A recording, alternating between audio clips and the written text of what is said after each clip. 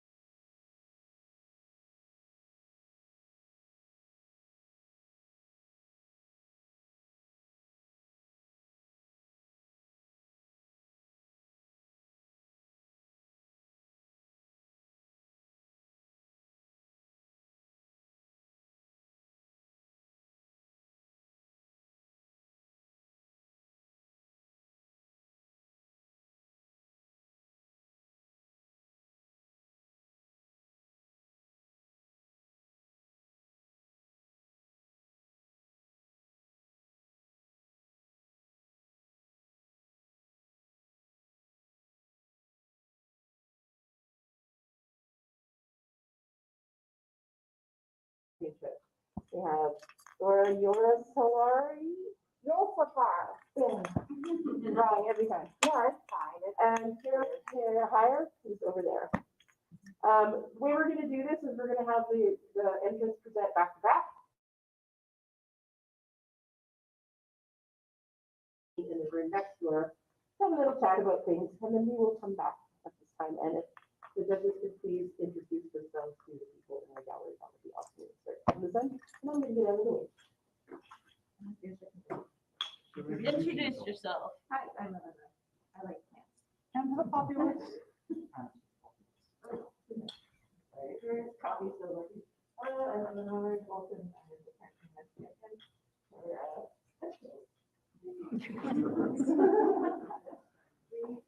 Good morning, I'm Francis Darcy, and I suppose clothes for me. I'm sold and I'll be all room and kind of telephone of the wall. Phelan Paulus Meadler. He's like a knight, Laurel, Pelican, pretty much everything. And I'm Steve Fire also learned as well. I'm with Ken High.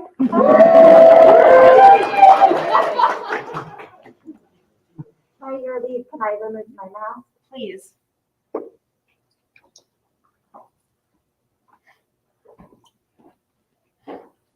Hi, sharks. Just joking. Judges, did you have an opportunity to look at my band? Maybe good if you haven't to do so before we get started.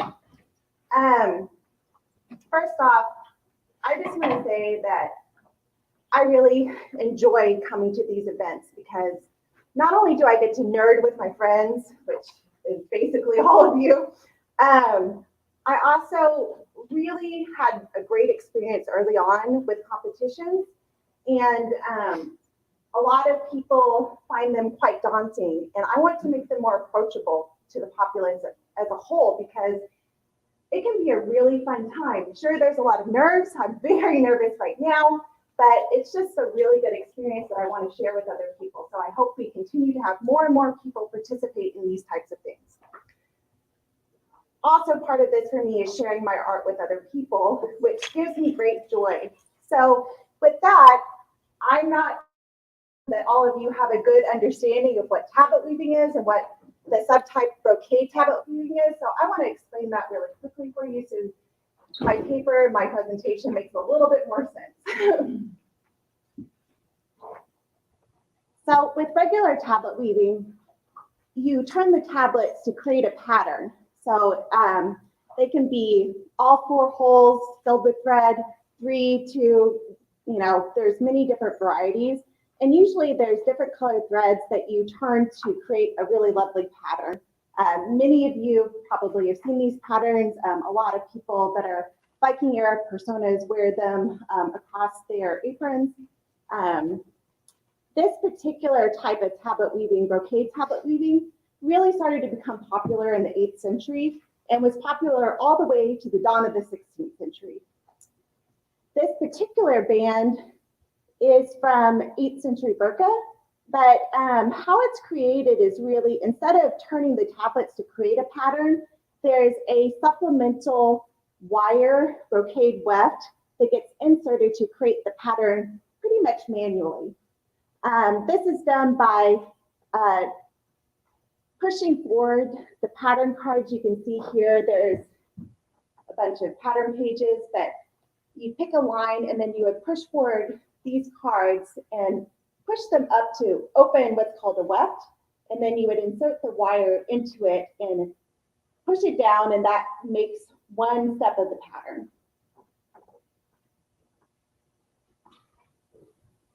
Once you have a bunch of individual lines packed down, you can see it creates this lovely band right here, and that's pretty much the basics of it. So these tablets are important because in brocade, you turn them all forward and create this nice even band, and then it's really just the supplemental wire that sits on top of the pattern. All right, I'm going to now get into my presentation of the B21 brocaded tablet woven band from 10th century Burqa. been producing these burqa brocade bands for a few years now, and I'm thrilled to be sharing this one with you today. Burqa itself, where the band is from, is a unique location in the Middle Ages Scandinavia because it was a trading hub where East met West. It was located on the island of Björkö on Lake Mälaren in Sweden and was active from the 8th to 10th century. Approximately 700 to 1,000 individuals may have lived here at the time. Burqa is particularly well known for being a destination for silk trade, and the largest cache of silk brocade tablet woven bands was unearthed there in the various grave sites. Silk from Burqa is thought to originate from the Byzantine Empire, the Abbasid Caliphate, and other trade hubs further east. Much of the interest towards Burqa stems from the intact burial sites and remains found there. Both native and foreign funerary traditions are intermixed at Burqa. Traditionally, Swedish natives cremated their remains, but coffins, boat-shaped stone settings, and chamber graves are all present at Burqa. This was likely due to its residents being a mixture of locals and foreign merchants. Grave 943, where Burqa Band B21 was unearthed, was discovered in 1881 by Hjalmar Stope in the Hemlanen 1A field zone. I'm gonna get this for you. So this is a map of Burqa, and this is the 1A field zone highlighted in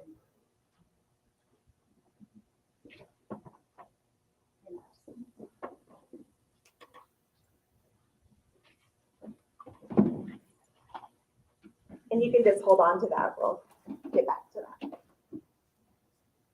So this grave was a chamber tomb with intact remains, so it wasn't cremated, the body was not burned. While a burial of this type was originally a foreign tradition, there's evidence that natives may have adopted this funerary style based on the graveyard contents found there. The grave belonged to a 10th century woman and included a variety of grave goods, such as jewelry, beads, brooches, household tools, and personal effects. This is the layout of the grave. So item number 6 on this is the brocade tablet woven band and its location.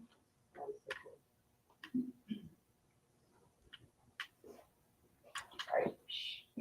It's hard to see, it's very small, so hopefully you can take a look at this later.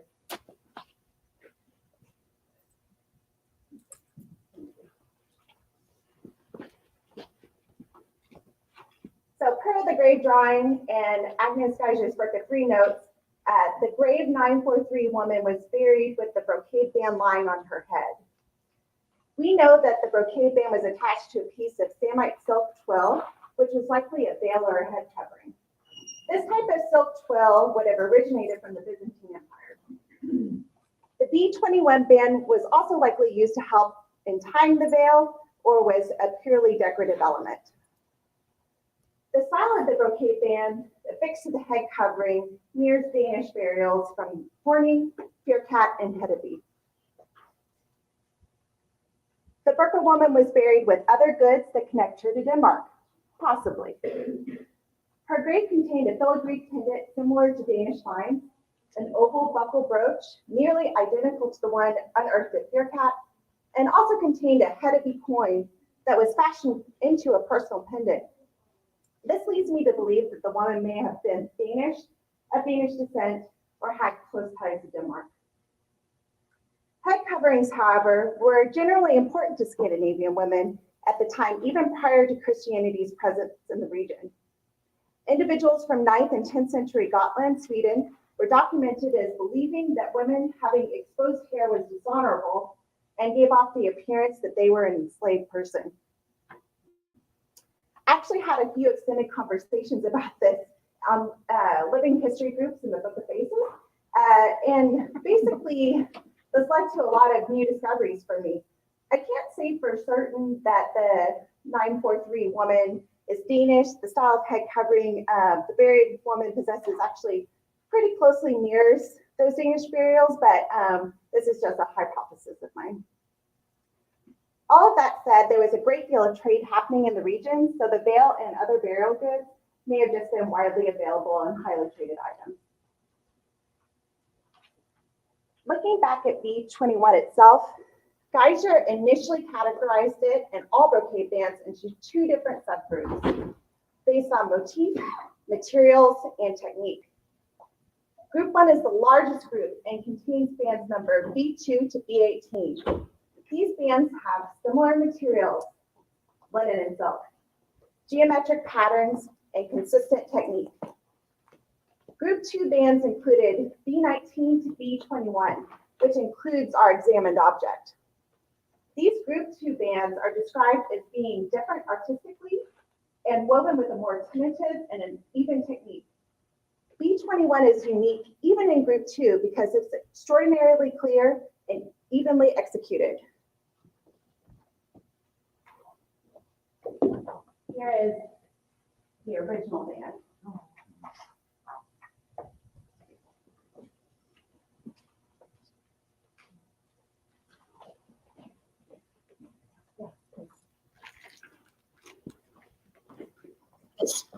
Kaiser initially thought that Group 1 bands were imported, and Group 2 may have been created on-site at Birka, but there's not enough evidence to be able to determine this. The bands could have also arrived at Birka as finished goods or have been created on location from imported silk. Researchers are still unsure about this to this day. What we can say about B21 is it's materially different from the Group 1 bands, as it was created entirely of silk and double silver wire, unlike the silk, linen, and silver wire mix that we typically see in these examples. The silver brocade wire would have been produced on a drop plate, and there is a find of a drop plate at Birka which substantiates the brocade wire could have been produced locally. The original B21 object uses 17 tablets with all 4 holes containing unplied silk thread. This band is also noted as having no border cards or border pattern. Tablet advancement is noted as unidirectional and changes only once during the weaving of the band. So what that means is the tablets were turned all in one direction at the same time. Only once did it adjust to be going backwards again. This adjustment may have been due to the tangling or some other issue or simply stepping away from the project. I know sometimes I forget which direction I'm progressing the tablets when I take a break from it, if I don't note it down. The width of the extant band is 10 millimeters and the total length is 25 centimeters. The band is noted as having a corded appearance, which is created by alternating the direction of the tablets. Tablet weavers describe this as S versus Z threading, and my paper gives a visual example of this on page 9, figure 5. Birka B21 was likely created utilizing wooden or bone tablets. Only one tablet has been unearthed at Birka so far, and it is a 4-holed bone tablet from the dark earth excavation site. That means that it wasn't found in a burial site. It was found, where the town was, so underneath the dark earth. Despite this find, researchers believe that wooden tablets would have been much more common in Birka during the 9th and 10th century. This is because wooden textile tools were easier to make, but also easier to discard if they were broken and more apt to decay over time. This is additionally supported by other Scandinavian finds of wooden tablets, such as those found at the 9th century Oseberg ship burial site. There have been a variety of other finds here and there throughout Scandinavia as well. No looms have been recovered at Birka, but it is likely that both foreign and domestic weavers utilized the tools available at the time, such as backstrap weaving, pole-style looms similar to one found at the Oseberg burial, and warp-weighted standing looms. Multiple warp weights have been unearthed at Birka, including some weights that would be suitable for weaving tablet woven bands. We also have evidence that cloth and tablet woven bands would have been woven in conjunction on a warp-weighted loom during the time period that Birka was active. I touched on this briefly, but one of the largest open questions regarding Burqa B21 and other brocade bands is whether brocade was created locally at Burqa or wholly imported or some mixture of both. Advanced tablet weaving is heavily documented in Nordic countries up to the 8th century. However, no silk tablet woven brocade finds exist in the area prior to Burqa. As I mentioned previously, Burqa 21 belongs to a second group of bands, Group 2, that it has key difference from the bands in Group 1. These Group 1 bands are generally thought to be imported products because of their similarities in technical expertise. B21, however, being composed entirely of silk is the exception to the standard composition. So it is more likely to have been produced locally at Burqa, with the silk thread having been imported or collected from silk remnants. This leads me to discuss the silk thread that Burqa B21 is composed of. As stated previously, the band was created originally using unplied silk thread for both the warp and the weft. No dye testing has been performed on the band, so any existing dye is no longer visible due to the state of the decay in the photographs. Geiger also does not document the color of the band in her Burqa 3 description. I'm going to show you some examples. This is what unplied silk looks like. This is not silk that is easily commercially available in the weight that we make these tablet woven bands in. So this is kind of something I'm still looking at sourcing. This is the 2-ply silk I use invocation, and just for kind of a difference in look and feel. Oh, cool.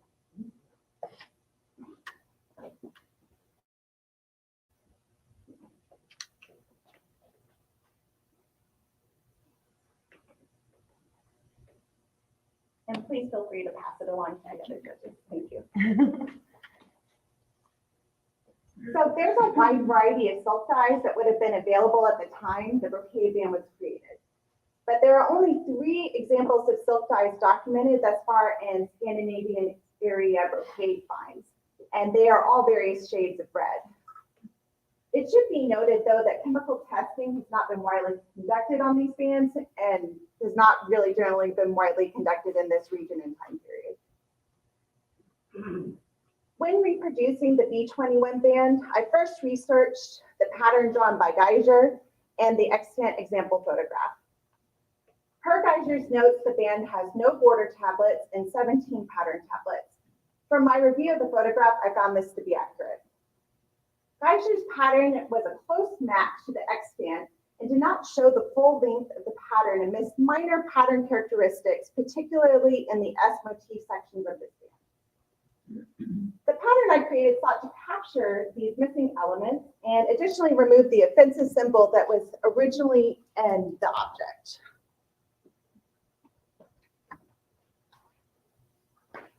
It's a lot easier when everyone's right in front of me. This is my pattern draft. You can compare it to the pattern there. Yep. Please pass it along if you don't mind when you're done. I'll keep going.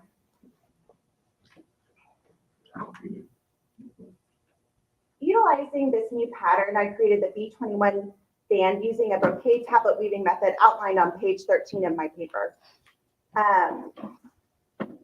I chose to weave the B21 band on my warp weighted limb setup due to the evidence of warp weights at Burqa, and my hypothesis is this band may have been created by a local artisan. The warp weights I used are similar in dimension and weight to the ones found at Burqa, and were pit fired in a similar manner that the originals would have been. If you're interested in that a little bit more, I actually brought my pit fired warp weight paper, so that's floating around somewhere as well. I selected a red 32-ply silk for the warp and hidden weft due to the existing evidence that madder would have been a common silk color present at Burqa. I used 30-gauge dead soft silver wire for my brocade weft, and it closely matches the size of the silver wire used in the extant, just for my visual working. The threading of the band was created with 17 alternating SC threaded tablets identical to the original B21 band. I chose to weave this starting with backwards progression before transitioning once to forward turning per Geiger's write-up of the tablet advancement. Unfortunately, while I make every effort to use period materials, tools, and methods as possible, there are always areas that pose a challenge. Exact colors of the X-hand example and weights and sizes of the materials used to make the B21 band are not listed other than material type. I took the liberty of choosing a color and weight of the material that I felt would best mimic this X-hand example. Imported silk would have been unplied during this period. However, this type of silk is not readily available commercially, so I have to rely on my friends to make it in the proper weight, and that has also been kind of a challenge. Unfortunately, I don't have an accurate color or weight of the unplied silk to produce this band, so I'm working towards that on future projects. A 2-ply silk was used as a substitute and would have been close to the weight that I felt that was used in period. The silk was also commercially dyed, but I selected a color that I felt closely matched a deep madder dyed silk. As I mentioned, also, no loom evidence has been unearthed at Burka, but I selected this warp-weighted loom setup, and you can see that the loom mimics the fundamentals of a warp-weighted loom without the beams to change the shed. It's also much smaller and portable and more convenient to have in my home than a giant loom. Sorry for all of you that have those large weaving looms. They're really incredible, but won't fit in my home currently. I did this because there is strong evidence that the extant band would have been created at Burka, and it only has one tablet advancing change. Pole looms and backstrap weaving both have twisting that causes tension buildup, and when it's turned unidirectional. So this would cause distortion in the final pattern. A warp weight loom automatically corrects for this twisting and tension, and so this doesn't occur. It's possible that the weaver of this band could have untied the band and corrected the twisting, but this would have been an additional step, and it would have been easier just to adjust the advancement multiple times to correct for the twisting and tension issues rather than untying the band. Still, this is only a theory, but in my own practice, it's easiest to keep the band on the loom as much as possible. My final change was, of course, to remove that offensive symbol that was in the original pattern and reproduce a different image in its place. Now, I didn't elaborate on the replacement symbol in my paper, but I actually selected a window motif because this was very popular from the 10th century all the way up to the 15th century, so it seemed like the most appropriate adjustment to the band. There are still many unanswered questions related to the Burka brocade bands, from their origin to their coloration to whether the motifs and symbols are actually Scandinavian or from a foreign origin. New finds are still being unearthed and studied to this day. There's limited excavation still occurring at Burka, and researchers hope to find more clues that may shed light on this Viking era trade post. I learned a great deal from researching, documenting, and preparing this project. I began by looking at articles relating to the X10 example, developed a list of questions, and set out to answer them. My top questions were, is the original pattern draft correct when compared to the photo of the X10? Now, that may seem pretty logical, but we've recently found quite a few discrepancies in my historical tablet weaving forums between patterns that have been drafted legacy and the actual X10 example. We're also getting a lot more exposure to be able to examine these bands in person, as textile researchers are really digging into this a lot more in the modern era. Another question I had was what color and what type of dye was used? Like I said, unfortunately, there's not a lot of testing on the dye, so this is kind of still an open-ended question. I can only make my best judgment. And what type of loom was utilized in its creation, which we've also already kind of discussed at length. While there are still some unknowns, I developed a sound hypothesis based on my research. I drafted a pattern that was accurate when compared to the photo of the object, and I selected a color silk that I felt was plausible for the extant and used a warp weighted setup for my own interpretation of this piece. most daunting aspect of this project surrounded my brocade technique. I previously utilized a different technique that involved turning tablets to open a brocade shed, which made weaving through the brocade shed quite a bit easier. Unfortunately, this technique also created a great deal of spacing between each line and stretched and distorted my pattern. And I'm going to show you my previous examples, and you can compare them a little bit later with my brocade example. But you can see in this example, I have quite a bit of spacing in between my silver lines here, and this is kind of the technical issue that I've been working through.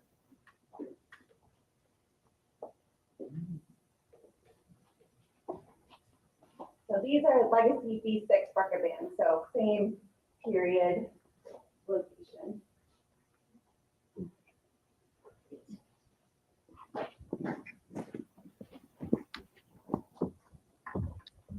So I adjusted my technique to a more traditional picking method, and it yielded a much better and clearer result than my previous attempts.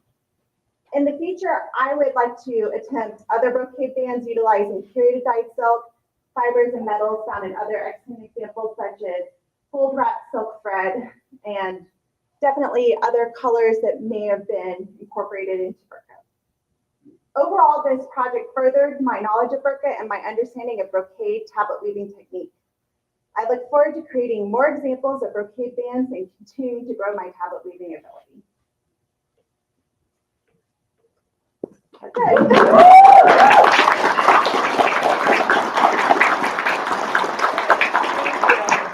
I'm more than happy to take Your Majesty's questions first, and then any of my judges' questions as well. So when I look at the untied silk, like I've tried to embroider with that, and it's super delicate, I guess is the right word, and it breaks a lot. How do you think they dealt with that?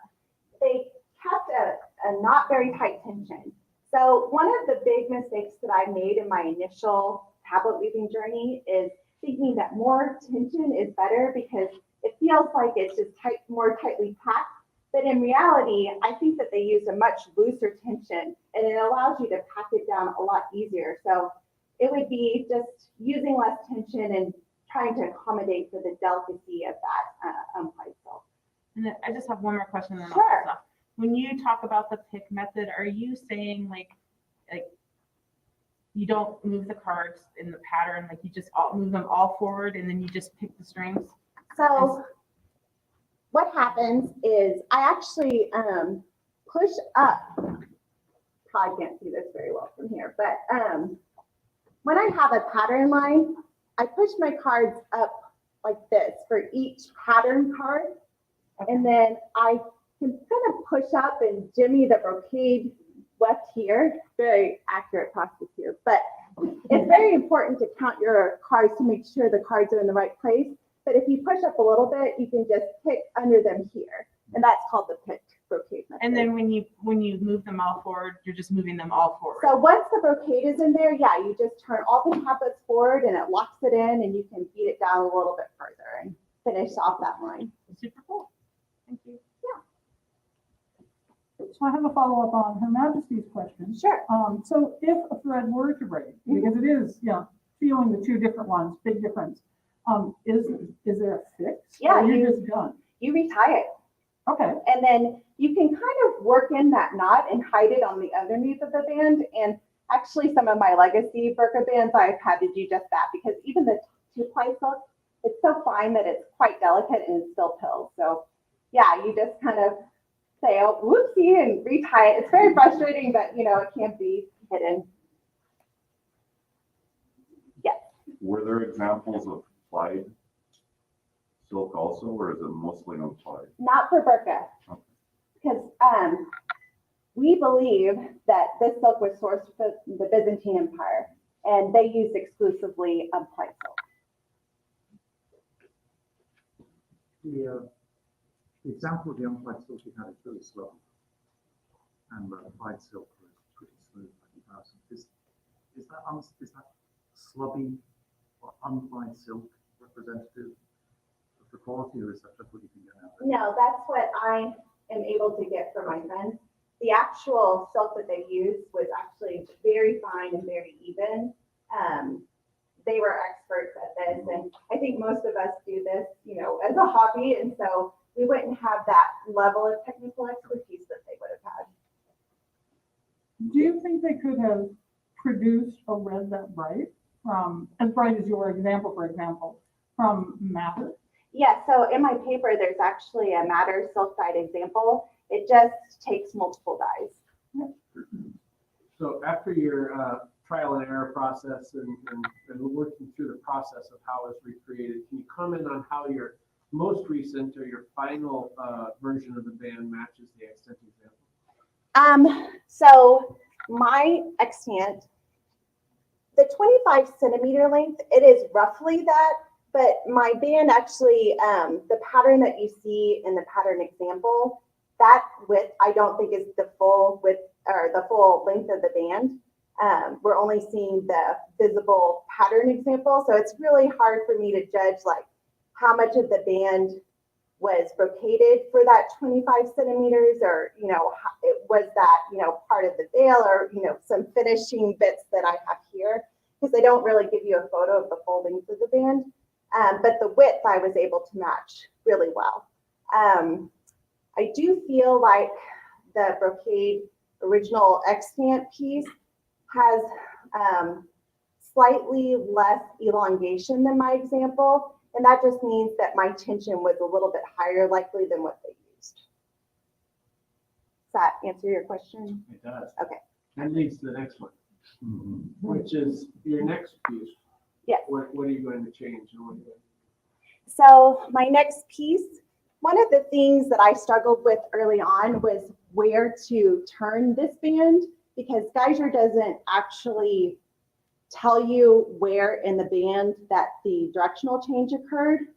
If you look really closely at this band, this early piece, I turned right here.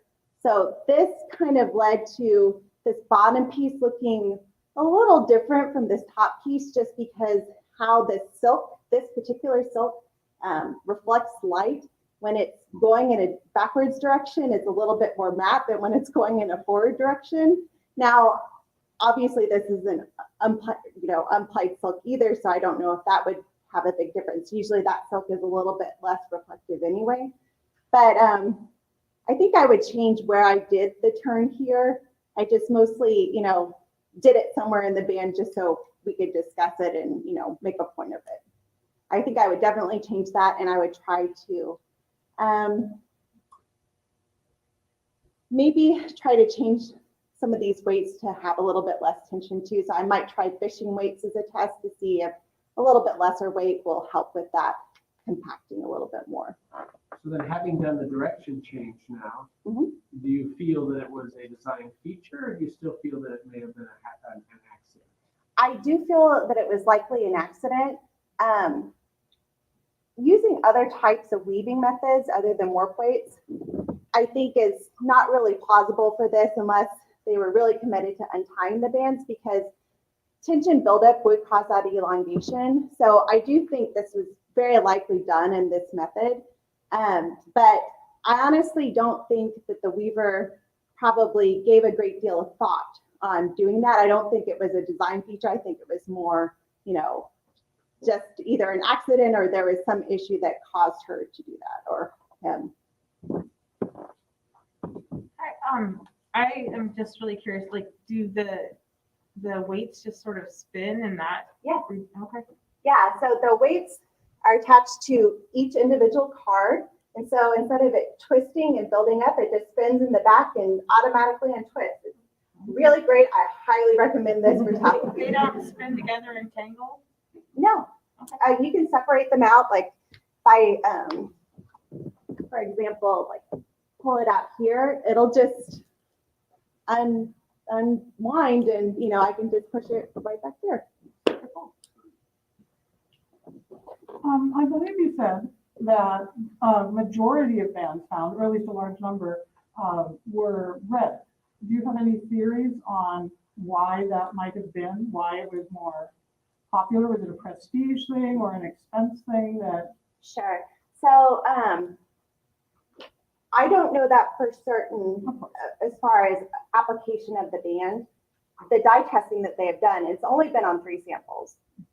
It just all happened to have been red. And now my theory on this is that red was just likely a popular color of Byzantine silk that was produced. And since they were sourcing this exclusively from the Byzantine Empire for this purpose anyway, it just could be a popular color. We do know that there were a variety of silk colors that existed in this time, more than 20, and of course, we see madder, woad, and weld quite a bit in other textile samples found at Burqa, but for silk brocade particularly, red seems to have been the color, at least on the dye tested examples that we have.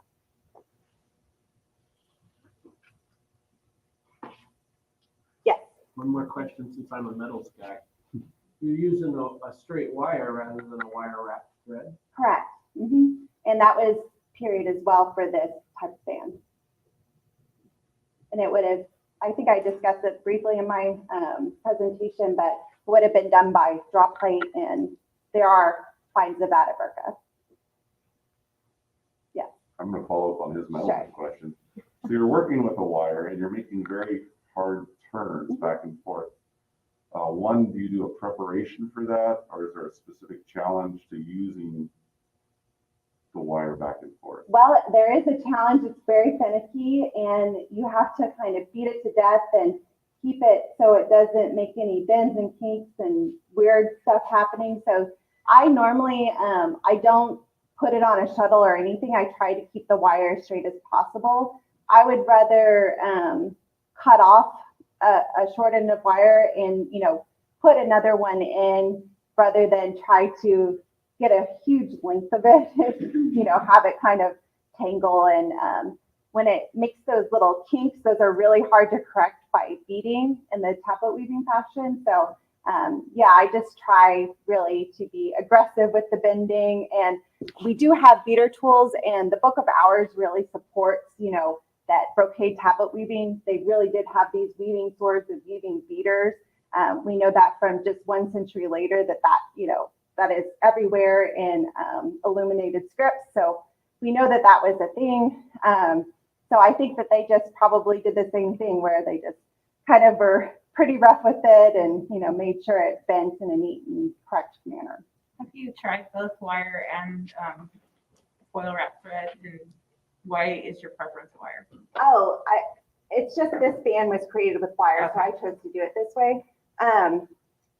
Late period brocade is very much more of a wire wrapped thread art, and I have done those examples as well.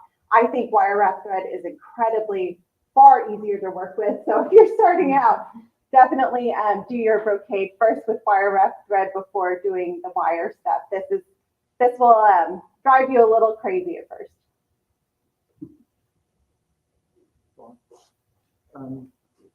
Talking about the change in direction on the weaving, if this had been done on a different kind of loom, could you actually do whatever it is, 11 centimeters, all going in one direction without it overtangling and then reverse it the other way? No, so what would happen is it would need to reverse directions to maintain the shape of the band, because the more tension you have, the more the pattern starts to elongate. So when you see the visible pattern, it'll start to stretch and stretch and stretch until you start to undo some of that tension. Oh, So that's why I think that this loom is a plausible solution to that problem. And I've woven on pole looms before.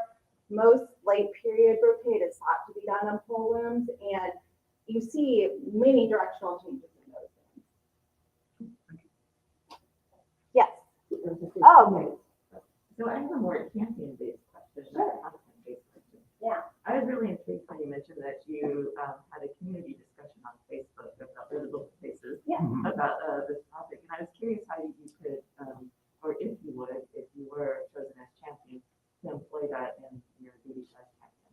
So I think, if you don't mind, I would like to answer that question a little bit more broadly.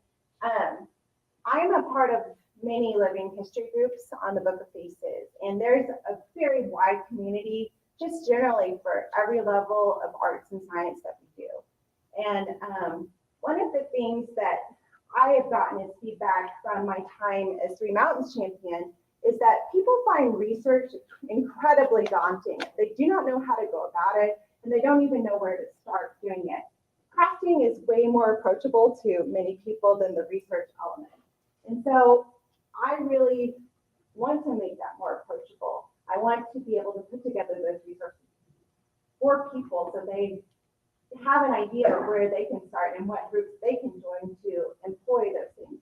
I also want to make panels more available to people because, you know, I find that if you can just go and sit in a panel and you don't necessarily have the anxiety or engagement of trying to do a competition or something like that, you know, maybe they can learn a thing, they can get some initial resources from, you know, laurels and experts in the fields that they're interested in too, and, you know, have a good starting point and also have resources they can contact to get more information. Are there other platforms besides Facebook that you could foresee yourself utilizing? So, I mean, I'm not an expert in all forms of social media.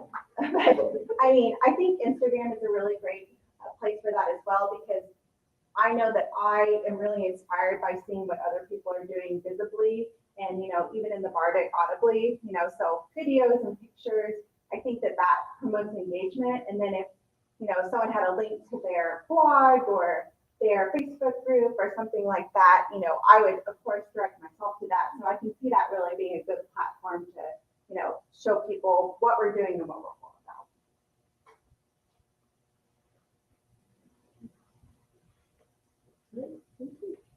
That's it.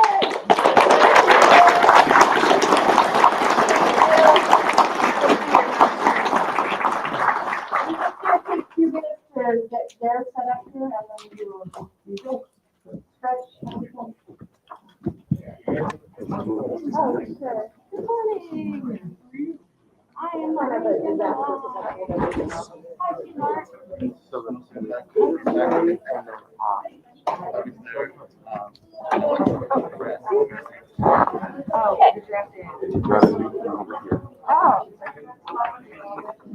Okay.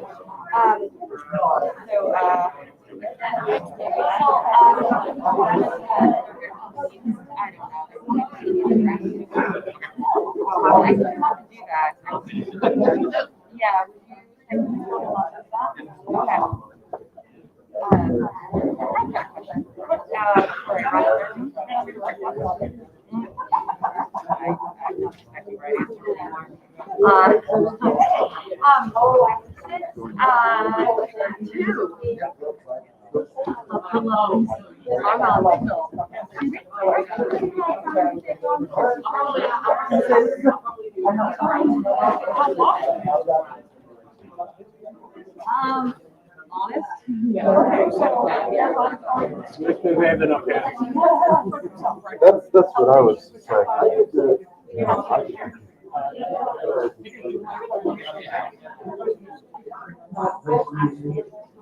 So it's a jar of so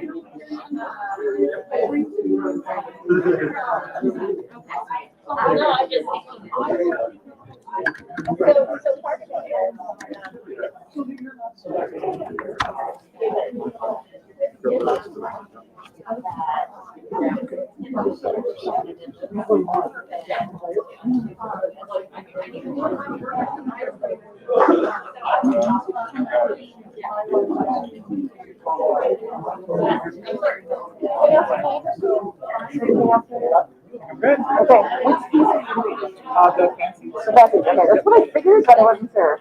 Right.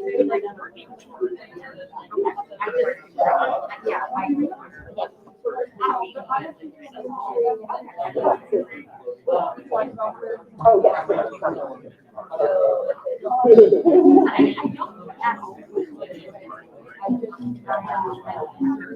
Their literal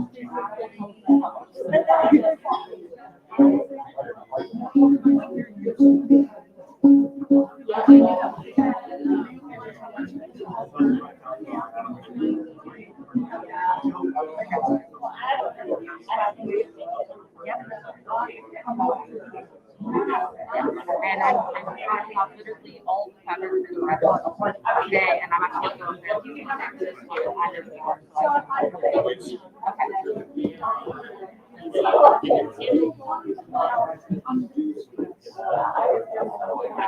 Okay, and there is one out that might be going to do kind of way to save someone in my, yes, my discovery on yes, and they, I don't want to stick them with, just go,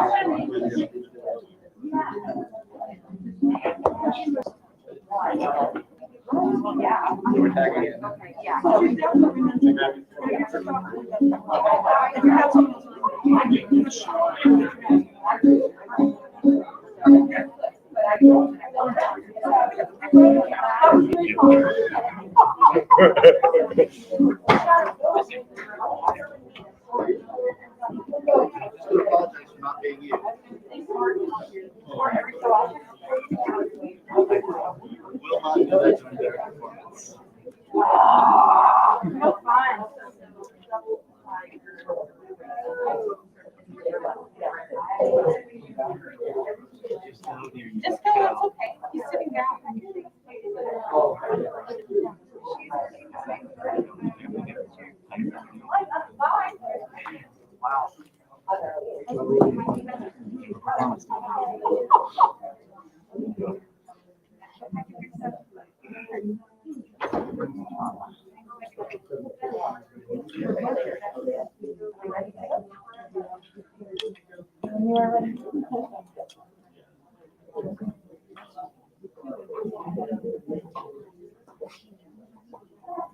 Okay. Hello, everybody. My name is Garrett Heyer. I'm an apprentice to Sir Martin. Today we're gathered here in the Privy Chamber of James I. The Privy Chamber, of course, being the most intimate, private chamber of His Majesty and his closest advisors. And the royal lutenist was commonly a person who was welcome in the Privy Chamber and had a rank that allowed him in the Privy Chamber. And as the gentlemen and the people of the Privy Chamber would gather for an evening of discussing politics and, feasting and drinking and socializing, they would be entertained by the royal lutenist. You guys mind if I take my mask off? Please take it. And so the performance I'm going to give is the type of performance that might have been heard in the Privy Chamber. So I'm playing two fancies by John Dowland. So John Dowland, if you don't know, he was the most famous composer of the lute in the Renaissance. One thing my lute teacher said is that to say that your favorite composer, for a lutenist to say that their favorite composer is John Dowland is like saying that your favorite thing to breathe is air. And I think it's so true. I played almost exclusively Dowland's piece, and there's just so much depth and beauty in them. And I want to demonstrate with these fancies just how complex and beautiful and advanced this music was. And so first I'd like to talk about what a fancy is. So a lot of musical forms in this time period were based off of very, very constrained patterns that were based on dance forms. So I think it's this one. Yeah, so this is Can She Excuse? That's what I played for my other entry. It's based on a dance form, and it's much more constrained. But fancies, they're free and open and wild, and the composer's just kind of exploring all different emotions and angles, and this was made in an almost improvisatory way. So this is, you can imagine that someone like Dallin could just sit and just kind of noodle around on the lute and produce these beautiful things. One of the very special pieces of fancies for me is the way they use polyphony. So polyphony in Renaissance music, it was founded in vocal music. So, you know, you'd have different singers of different voice levels. You'd have the soprano, the alto, and the tenor, and the bass. And they wouldn't all sing the same word at the same time to a piece. They would, maybe one person would come in first, and the next person would kind of echo down lower further, you know, later on. Or maybe one person would sing it quickly, another person sings it slowly. Or maybe they just kind of go off on different lines.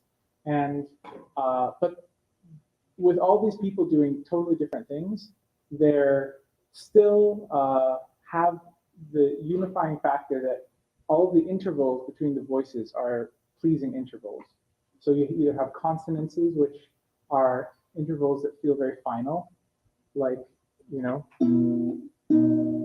like an octave, or you can have dissonant intervals, which resolve down to an octave. One of the characteristics of polyphonic music and this type of music is the use of cadences, which is the movements that are used to end each section. So, like for example, you might have, there's kind of a formulaic movement for each voice. So the top voice would sing, and the bottom voice would sing. And you put together,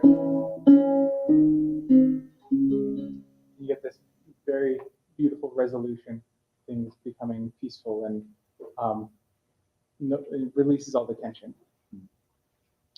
So as you're listening, listen for this polyphony.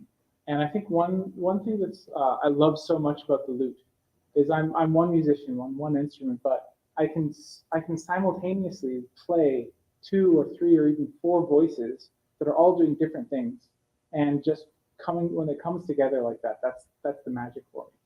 And it's really challenging on a lute sometimes to play all the different voices, because sometimes you have to hold down one finger while the other fingers are moving like that. So the bass voice stays steady while the other voices move, something like that. So I have to choose more difficult fingerings, and I have to make sure that I hold down fingers to hold the voices so they don't get lost.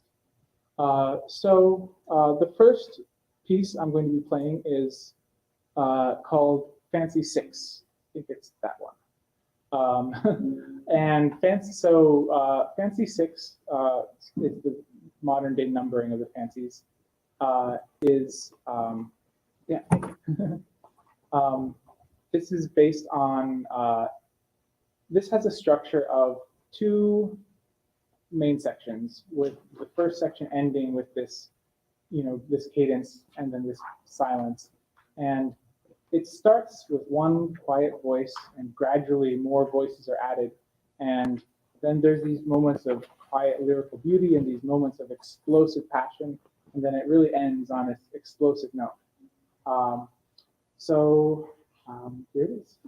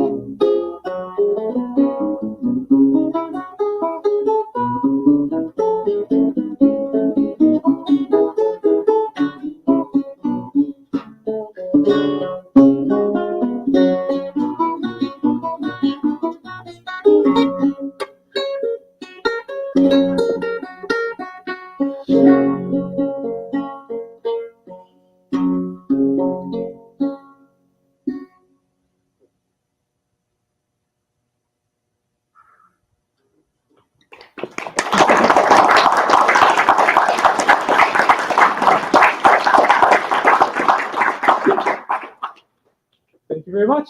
So that is Fancy 6 by John Dowland. So let me talk a little bit about the source that these pieces were from. So these are both from the Cousins Lute Book, which is a lute book that they think was written around the year 1610. And very little is known about the author of the book. The initials CK are written throughout it, but that's about all they know. Cousins is the name of a owner in the 19th century or something. And the Cousins Lute Book was, people think it was probably the work of a very high-level professional lutenist.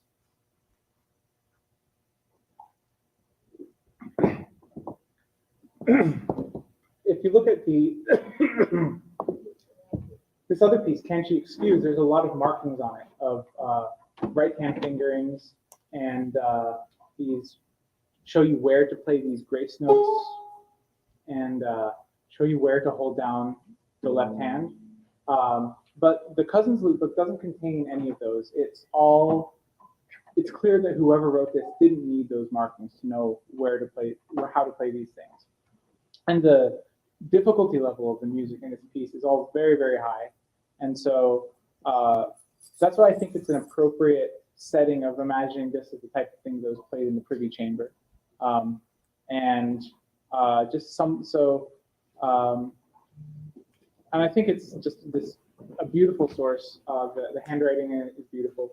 I'm going to move on to this next piece, which is Fancy 5, another piece by John Dowland. And this piece is similar in some ways to Fancy 6 in that it's this kind of unstructured exploration, but it has instead of being structured on these large sections, it's more structured on these short motifs of 4 to 6 measures each.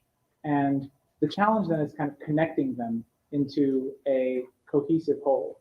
So to connect them, the approach that I've taken is having an arc within each motif. So you kind of start out slow and then you gain speed and intensity and then you kind of end slow. And so that kind of leads into the next motif. And again, it's got this kind of explosive finish, but this one has this driving repeated bass line, which, listen for that at the end. I think it's really special. So, yeah, I'm gonna warm my hands up a little bit. So, yeah, let me see if I have anything else to say about this. I think that's it. So, here is Fancy 5 by John Dowland.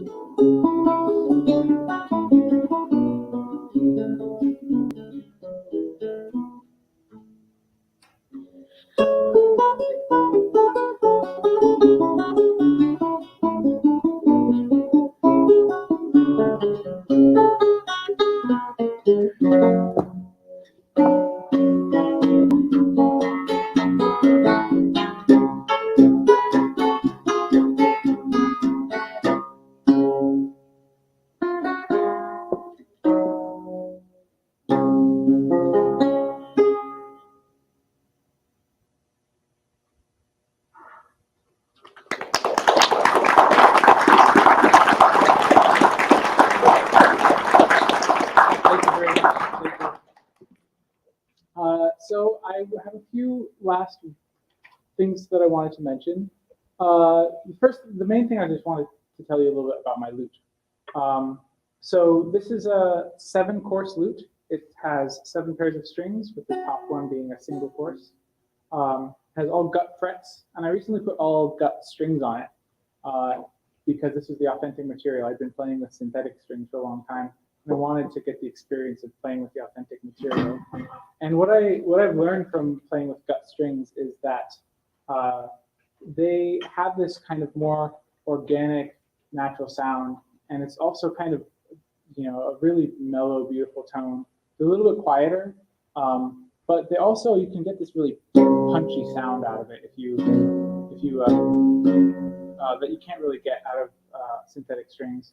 The other thing, which you might have heard, is that they go out of tune quite quickly. And just in the middle of the second piece, this bottom string went a little out of tune, and they say that a lutenist spends half their life tuning and the other half playing out of tune. So, but it's been an experience, kind of, connecting with that. In the portraiture of the time, or the art, lutenists were often portrayed tuning their lutes because that's what they were always doing.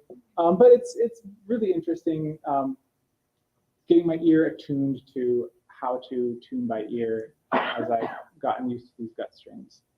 So I think that's all I had. So I wanted to open it up for questions. So what would you guys like to know?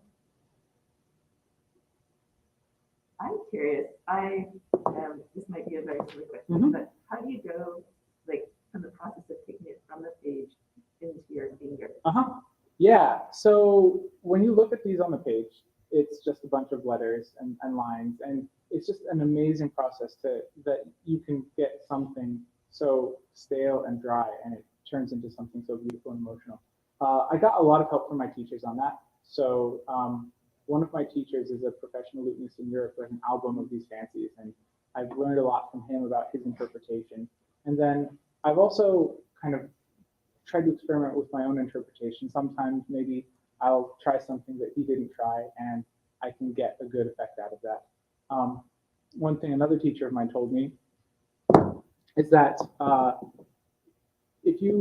whenever you're looking at a section, you have to make some decision about the emotional approach to that.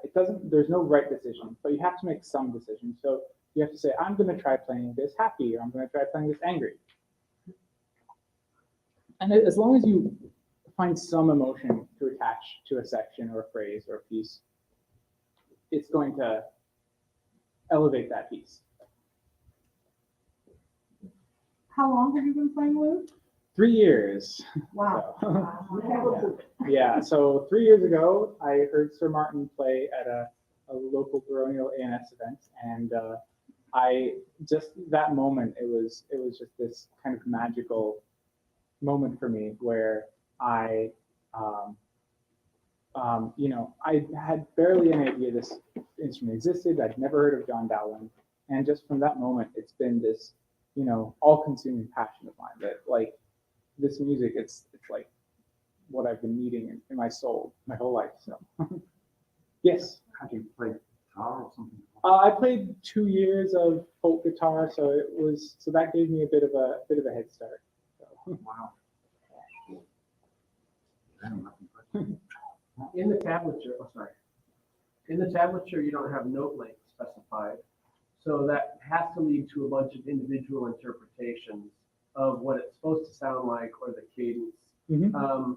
So the question then is, if there's that much potential variability, are there standard or are there canonical interpretations that most people base off of? So you can usually figure it out. So you can say, so you have to try different hypotheses. It's like if you see like 2 different notes, one after another, or 3 different notes, one after another, there's 2 possibilities. Either it's the same voice and it goes da, da, da, or it's one voice going da, da, and another voice going da. And you can usually hear, you try playing an individual voice. Is this a nice melody? Oh yeah, that sounds like that must all be part of the same voice.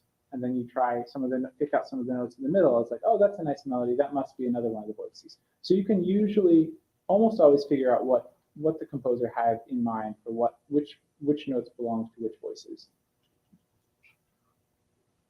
And then some of these options give you finger mapping on the tablature, Mm-hmm. but that doesn't necessarily necessitate your hand position. Tells you which.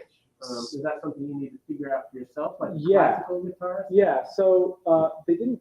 It was very rare to have left-hand fingering. So like this piece, there was right-hand fingering. They used these little dots for when you use your index finger. But left-hand fingering, it was almost non-existent, which I've always found very curious because I always feel like that's an important thing. Like I always add my own left-hand fingering when I'm learning a piece. So you have to try different fingerings. Like, I'll get advice from my teacher on fingerings. I have found YouTube videos of professional lutenists playing a piece, and I'll slow it down really slow to figure out what fingering they use. But yeah, so you generally have to figure out the left-hand fingering, and then also, like you talked about, hand shape. So, are you playing it, coming from above, or are you playing it like this? And usually you can try out different possibilities and find a hand shape that will make it easy to move, between the different notes that you're playing. That ties into a posture question then, Mm-hmm. because your use of the foot stand, for Mhm. example, and Yeah. the elevated chair, Yeah. so very different than a classical or a Baroque guitar or even a ukulele. Yeah. Is that just demanded by the instrument? or- Yeah, so this is kind of my own stance I figured out. So yeah, classical guitar usually has a footstool in this hand, and there's like the kind of little indent in the guitar that goes there. It's going to be a lot higher. Everyone has a slightly different stance. Some people prefer really low chair. Some people like Martin plays without a strap, and he crosses his legs and has it on in the fold that's created. But I found that having a strap on, it makes it so that I'm not using my hands to hold the guitar in place and play the notes. I can kind of, just gently, use my wrist to prevent it from moving, and then it gives me a lot more freedom for moving. And then again, having my leg high enough will also provide that stability so the lute doesn't move on its own. And then I prefer sitting up higher and having one leg high rather than sitting low and having both legs high, because then I can just feel a bit more relaxed. Are there various plucking styles? And if so, which one do you use and why? Yeah, so there's two main plucking styles. So the standard was you always have the pinky down, and then the two main styles were thumb out and thumb under. I've done both.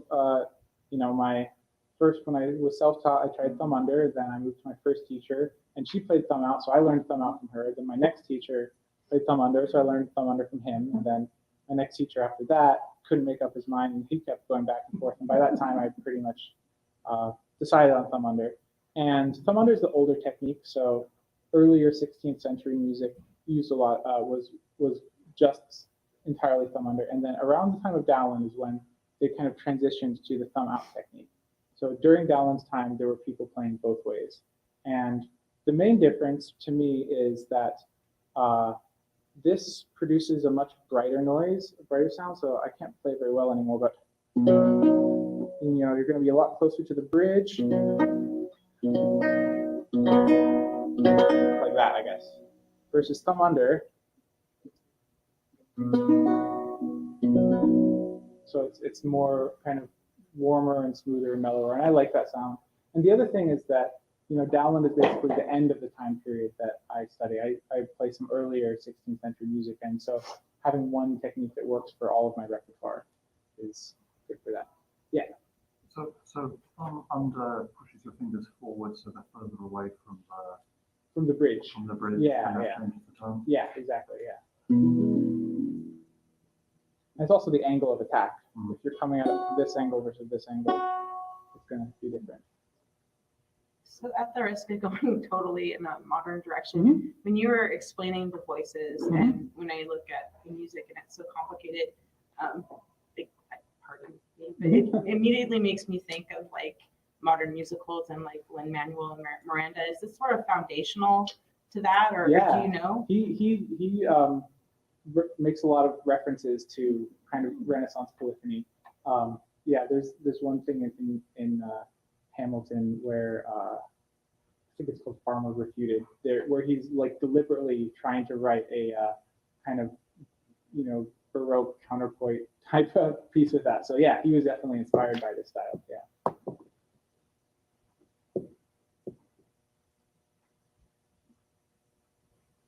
Yeah. At this point with lute music, are you finding that it's really all resurrections of extant sources, or is there enough of a base of knowledge that there's still people using a stylistic approach from that time period but composing original pieces? Yeah, there's absolutely composition, and one of the things that I've worked on is on improvisation. So I'm not to the point where I can present it to you guys, but it's one thing my teacher does. He's doing his PhD in Renaissance fancy improvisation, so improvising in this style, and that was really one of the styles. So improvisation is a big thing. People do compose in the Renaissance style. I've tried my hand at composing a couple little things, never gotten quite to the end of the piece. But yeah, there is composition going on. Why do you like the fancies in particular? So they're just so emotionally moving to me. you know, by the time I get to this big explosive finish and then it resolves, it's just this really cathartic journey for me. You know, they have all this beautiful polyphony, and it's something that I think is so cool is how, you know, people, when they were listening to this yesterday, they remarked that this could have been like a modernist composition from the year 1900 or something, that, you know, they don't feel quaint or old fashioned or simple or primitive. They're like this, you know, really beefy, complicated music that it's just, I really love it.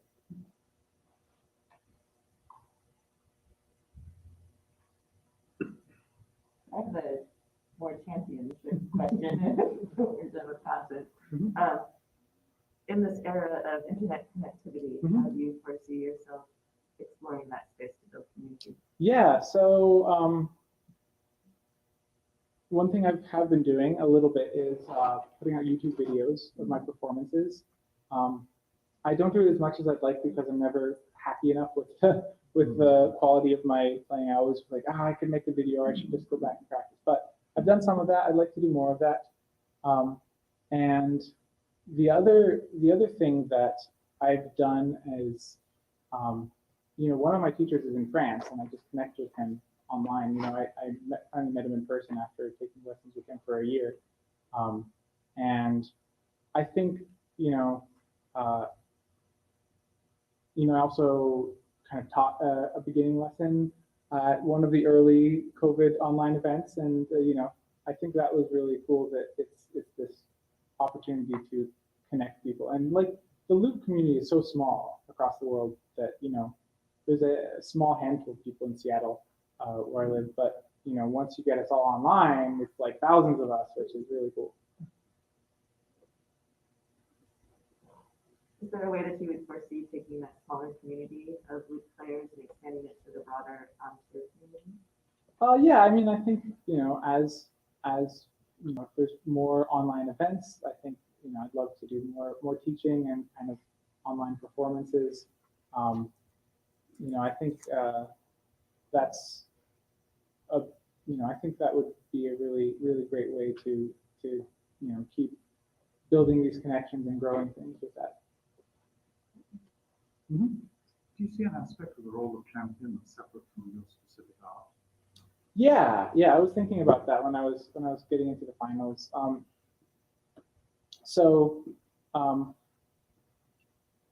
What I was thinking about is, like, if I ended up being champion, one of the things I was thinking about is, you know, I'm part of this rapier household, the Black Tigers, which, you know, some of the people in the Tigers are, you know, like Vareth has got some great garb and does his leather working, but a lot of people, all they really know is fencing.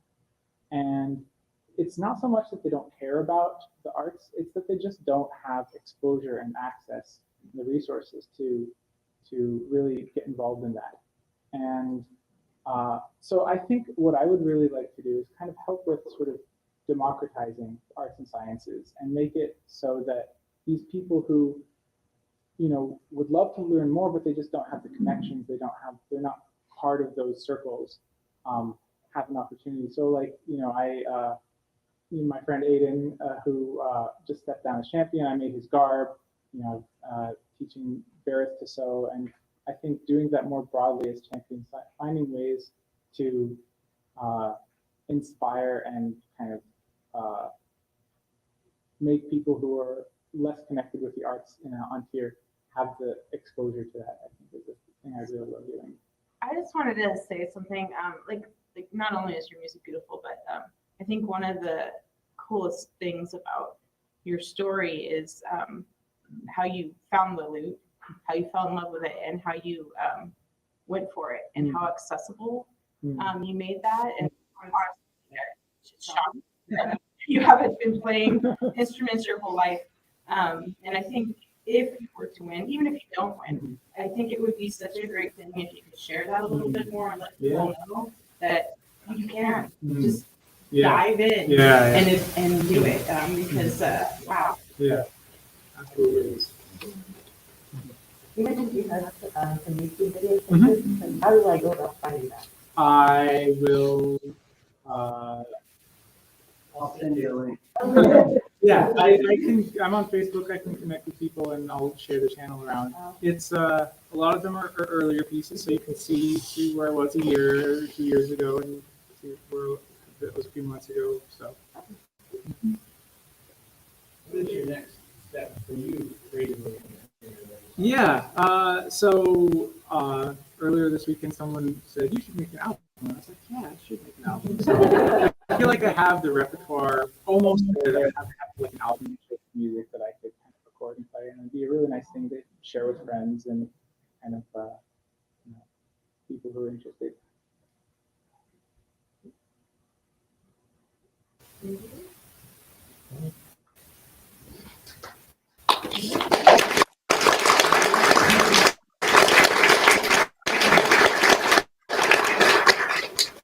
All right, so the Cadences and Her Majesty and myself are going to couple of alcohol. We'll have everybody take what comes to our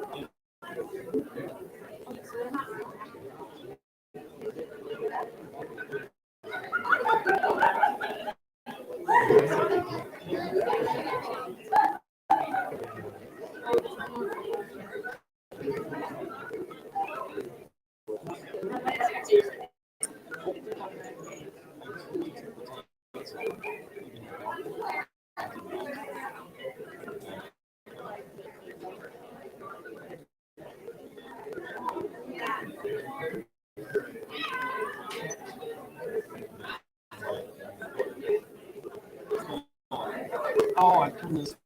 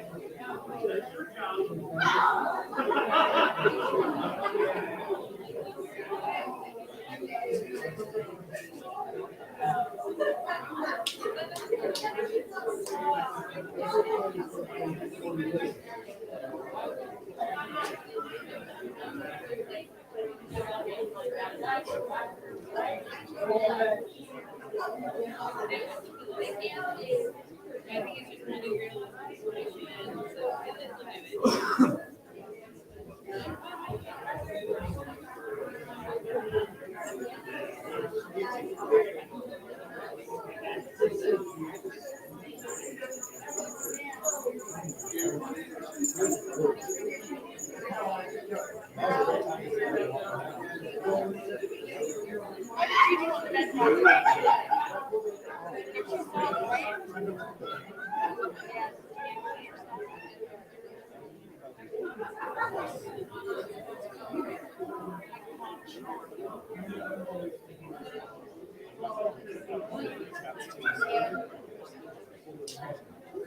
me and Wayne already checked out.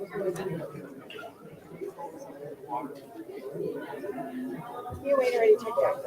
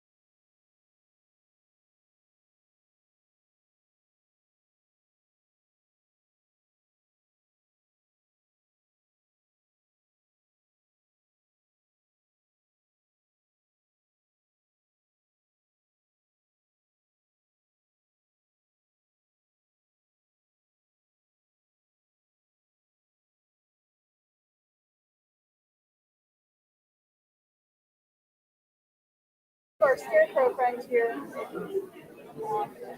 He's very entertaining. A lot of popular. So on Facebook, Yeah. they had a thread. So this is not an original idea. Oh, okay. And there's others that have been named. And so you can find other costume cameras. Oh, so you made it. So it's a niche. It's continuing. Yeah. That's cool.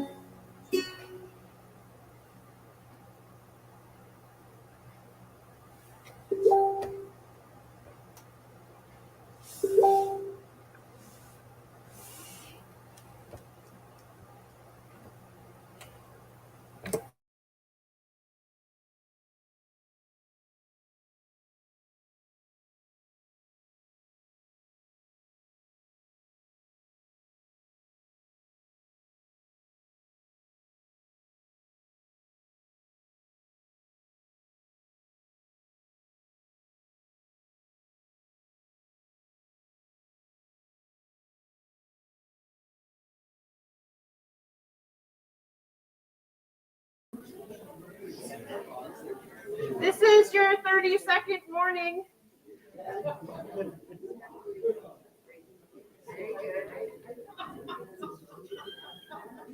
Dignity, always dignity.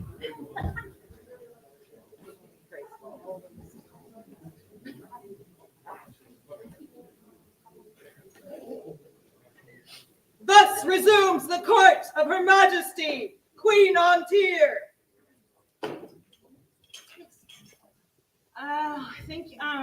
Thank you all. I want to thank the two finalists. Those were two of the most solid isn't a good enough word. Really over the top entries, both foundationally with research and background, as well as execution.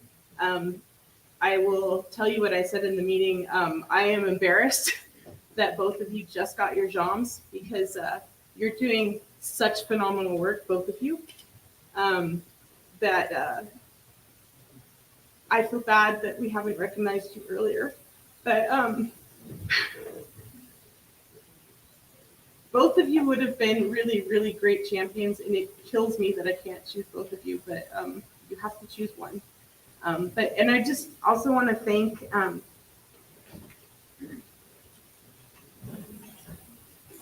so I also want to thank the event staff and the A&S minister. This was a phenomenal event, really nice attendance. It was spread out well. The meeting places were great. Sorry. I blame Kalja and her shots last night for making me tired.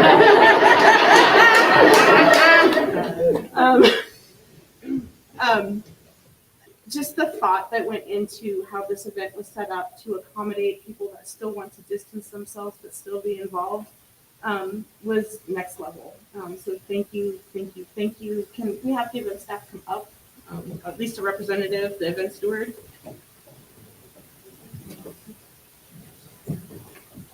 Anybody else out there? One way keep. It was all of us. I'll stand, I'm not gonna come up there. Yeah, could her team stand? There we go. This is right there. Waste Keep, you worked your butts off and it showed. Thank you so much for hosting the Kingdom and like having such a great event and really welcoming us all back to the arts and sciences and the rapier. Just phenomenal. So this is a small token of our thank you to all of you.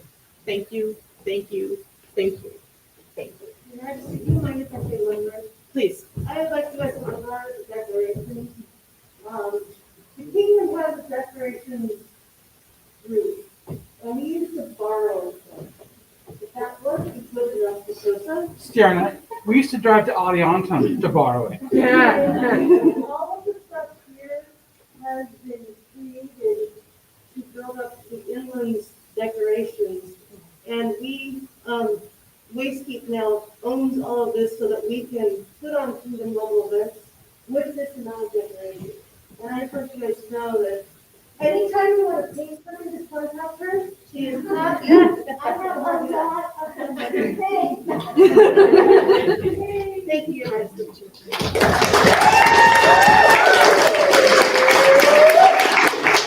That wasn't loud enough. For the event staff and those who made the phenomenal decor, a joyous noise.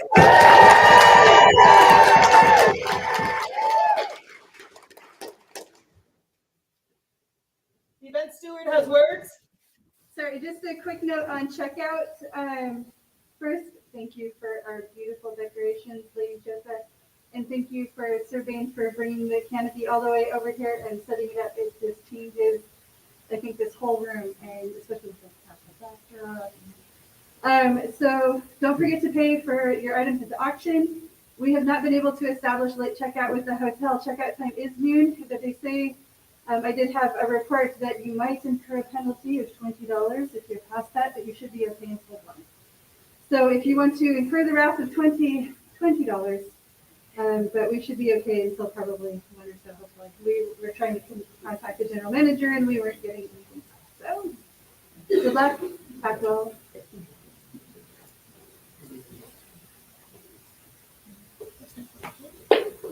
Her Excellency Aquaterra has words.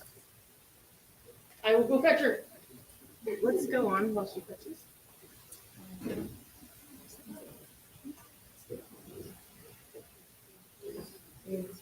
Is the A&S minister present to do a presentation? Well, she's going to do announcements. I'm going to present. We're going to tag team. We're going to tag team. All right, so I mentioned these last night, the people who scored over 80% and would be receiving the Scholar of An Tir. I'm just going to call you guys up. If you're here, please. Thank you. So Ethan called Mara, Myri Blahater, Rowena Jade of the Line Isles, Gwendolyn McCosley. You don't have to kneel, please, please. I know it's been a long Dunstan Malone, Rosalind McAllister, Gabriella, who has a very long name, Thora, Helvey, and Gareth, please. So it is really a testament to the depth and breadth of the arts and sciences community that so many of you scored over 80%. I mean, it's just phenomenal. I looked at that judging rubric. And it's thorough, to say the least. And you guys all killed it. So this is just a small token of our appreciation and to designate you as a scholar.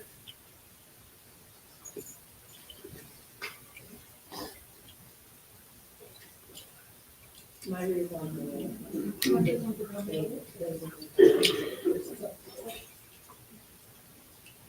get everyone? Thank you all for being so excellent and for sharing your excellent skills and your passion and enthusiasm with the kingdom.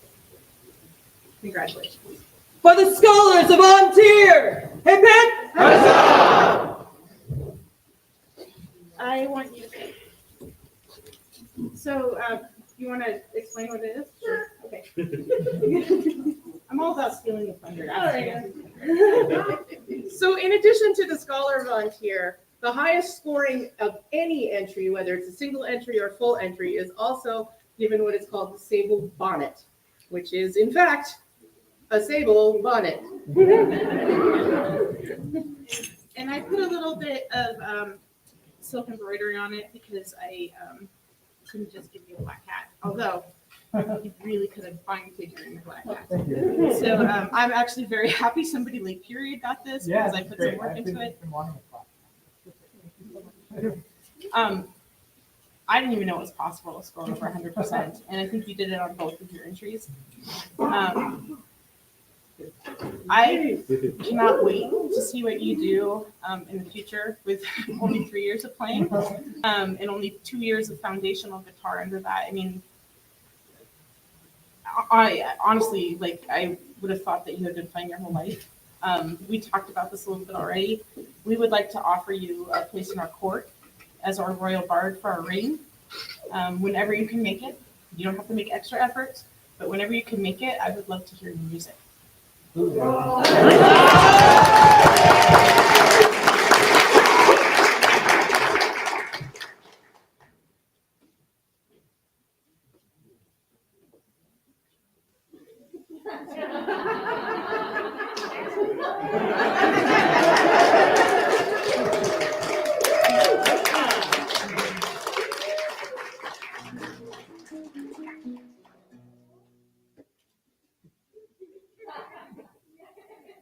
Duchess Eleanor de Bolton, Arts and Sciences Champion of An Tir, come before Her Majesty.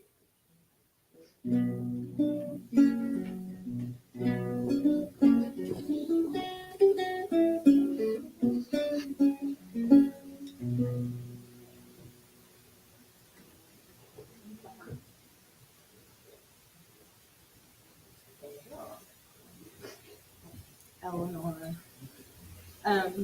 Before we start on the formal part, you have been the most awesome Arts and Science champion for the last 2 years. You have built community. You've really reached out online. You made the extra effort that being a champion really calls for, especially in times that make it difficult to connect. You did the job to connect. You make gardening sound fun, which honestly, really, but seriously, like, your enthusiasm is contagious. And I just really want to thank you for being 100% you and sharing your passion and drive and energy with not only the kingdom, but the known world.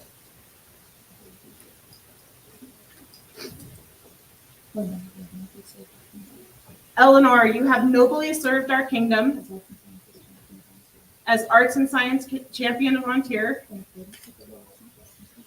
in accordance with the laws and customs of the realm. We now release you from your duties after 2 very long years. Eleanor.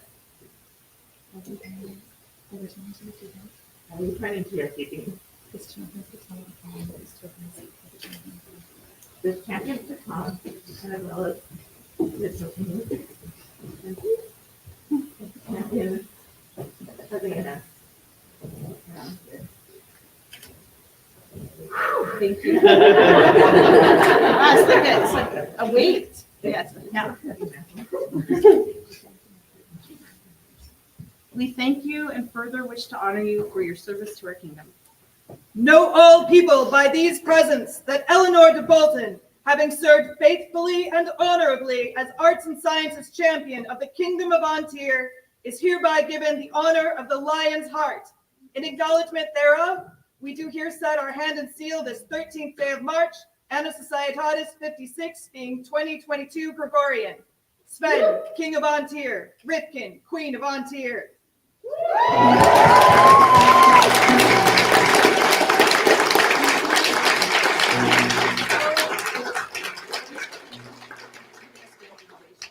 You gotta check that out. Those Torfin tokens are really beautiful. Put it on something more period appropriate for you. I picked the best necklace I could find. But from the bottom of both of our hearts, thank you. Go enjoy your rest. For the outgoing champion, a joyous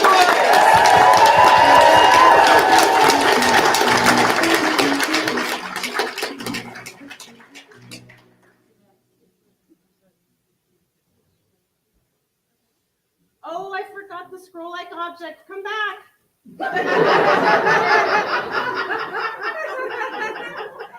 It's actually super cool. For Grace and I inspired him for Excellency Nadezhda on a dibbler, which sounds nerdy, but it's not. So thank you so much. I'll hold it up. Apparently you water plants with this? Or? Oh, okay. I see. I don't burn. It's super cool, and thank you, Nadezhda. It's always really lovely when we can do a scroll-like object for somebody for their passion. And I just hope you really enjoy it and you did lots of it.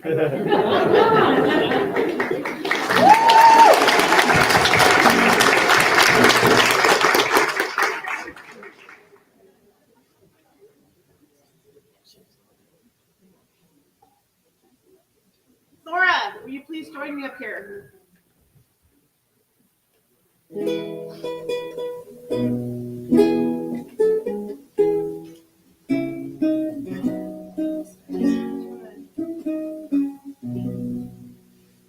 So before we get into, obviously, this means that you won. You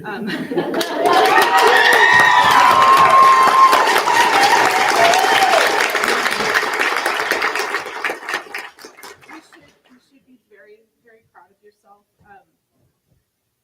I have never been involved in the judging before, but this was one of the closest competitions that it could possibly be. You both were so fantastic that if I could split Kate in half and Thorn in half and have you both do it, I certainly would. So I really just want to echo what I told you in private, like, wow. And wow, your execution, the breadth and depth of your research and your understanding of the process and the history behind it, phenomenal. And I know that with your command of social media and your ability to cheerlead, that you're going to be fantastic. Let's do this. Thora, you're a Salafari. You have gained victory this day. By your knowledge and skill, you have won the title of Arts and Science Champion of An Tir. Will you take the champion's oath? Do you swear to faithfully discharge your duties as Arts and Sciences Champion of An Tir, to abide by the laws of the realm, and to loyally serve the crown of An Tir so long as you remain champion? Do you swear that Sven and Ripken are your true sovereigns and liege lord and lady? Do you swear fealty to Sven and Ripken, king and queen of An Tir, that whenever they marshal the forces of the kingdom, there shall you be to advise and defend the crown and kingdom of An Tir? And we, for our part, do swear fealty to Thora, our champion, to protect and defend you and your household to the best of our ability, so long as we remain sovereigns of An Tir or the world ends. So say I, Ripken, Queen, An Tir. We accept your homage, and as a symbol of your new station, we give you this baton that looks very much like a tiki. The sacred love. And grant you the rights of the true Arts and Science Champion of An Tir. Among these, a place at our court and the right to stand by our side. So say we, Rifkin, Queen, An Tir. Where? I'm going to come down. I'm going to put it over here. Wear this cloak and receive these tokens of your estate. And please come take your place in our court. And you can fix the cloak. And congratulations. Can we have cheers for both?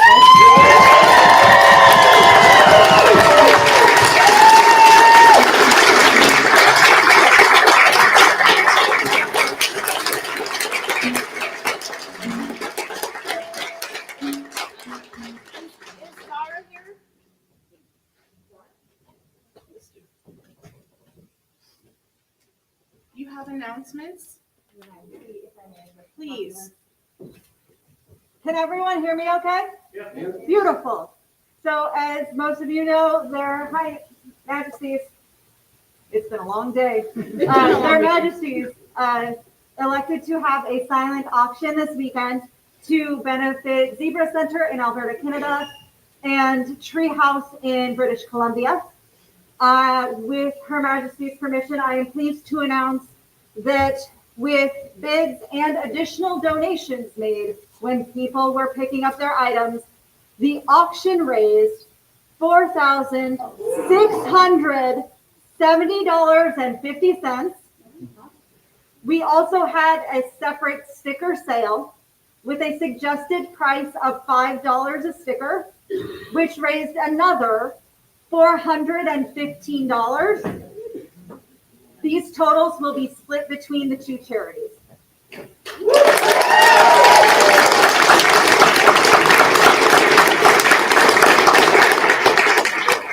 So I know I formally thanked you yesterday, but I want to thank you again. Without you, this would not have happened.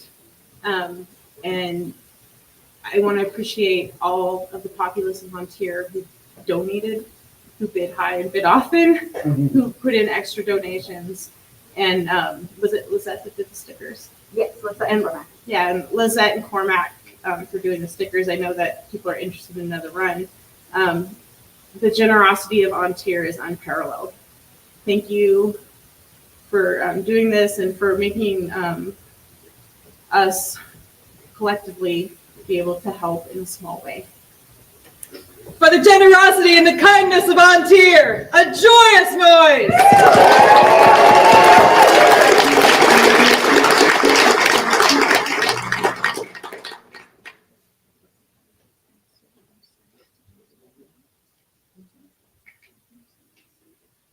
Would the Arts and Sciences Minister return to court?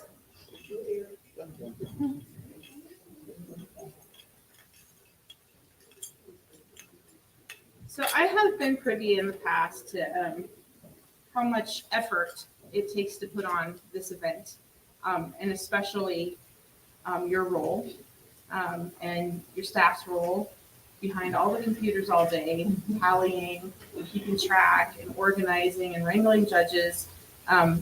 It's a phenomenal feat. I know that it's probably a greater percentage of your job than you would have ever wanted. And this is just a small token of our appreciation. And I really appreciate that you crossed the border for this.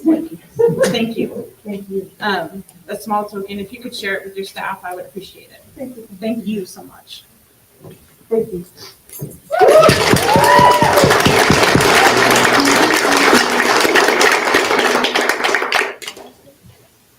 The Moneyers Guild has a presentation.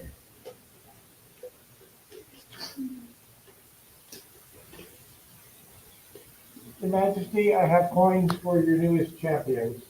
Would my newest champions please come forward? Rapier champion over in the corner. An Arts and Science champion. We give coins to each of the champions. These are tokens of your office. Give out to people who inspire you. Thank you. Enjoy. Thank you, Your Majesty. Aaron,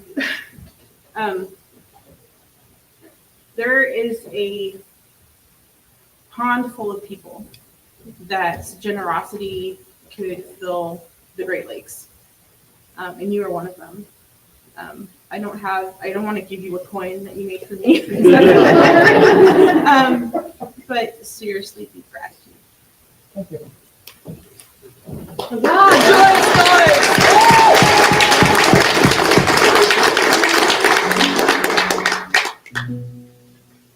I'm cursing culture. thank you guys. Thank you all again so much. It's been fantastic, and I hope to see all your faces at many more events in the coming months. Please have a safe drive home. We're doing the whole event this time, y'all. Thus ends the court. Long live An Tir! Thus ends the court of Her Majesty Queen Ripken. Long live King Sven! Long live King Sven! Long live Queen Ripken! Long live Queen Ripken! For their highnesses of summits, huzzah! Huzzah! For their excellencies of Wastekeep, huzzah! Huzzah! For our hosts of Wastekeep, huzzah! Huzzah! And for our glorious kingdom, thrice say her name. An Tir! An Tir! An Tir! Now you have Her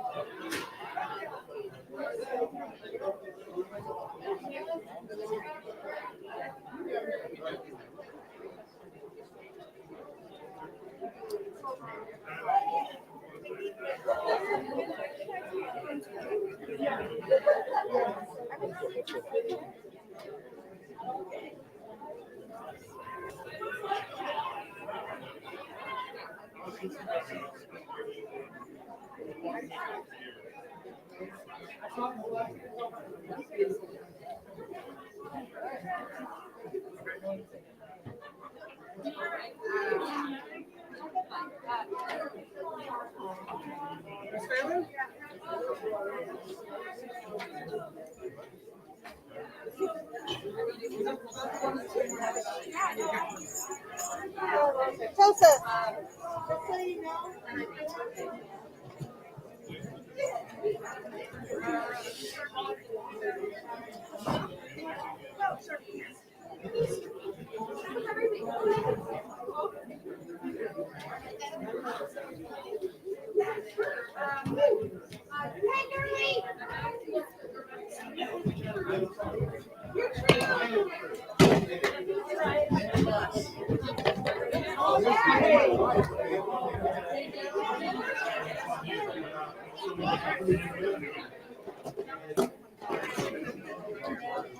Ooh!